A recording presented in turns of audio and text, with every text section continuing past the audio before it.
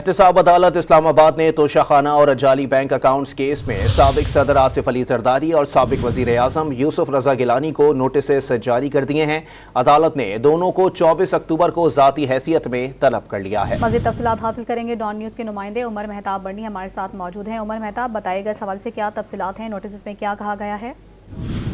جی دیکھیں، supreme court کی جانب سے نیب ترمیمی ایکٹ کالعدم قرار دیے جانے کے بعد اسلام آباد کی احتساب عدالتوں میں ریفرنسز کی واپس منتقلی کا عمل جاری ہے۔ آج نیب کی جانب سے سابق صدر آصف علی زرداری، سابق وزیر اعظم سید یوسف رضا گیلانی کے خلاف جعلی بینک اکاؤنٹس ریفرنسز اور توشہ خانہ کیس کا ریکارڈ احتساب عدالت اسلام آباد میں جمع کروایا گیا، جس کے بعد عدالت نے آصف علی زرداری کو جعلی بینک اکاؤنٹس کیس اور توشہ خانہ کیس میں نوٹسز جاری کر دیے۔ احتساب عدالت نمبر 3 نے آصف علی زرداری اور یوسف رضا گیلانی کو 24 اکتوبر کو ذاتی حیثیت میں طلب کر لیا ہے۔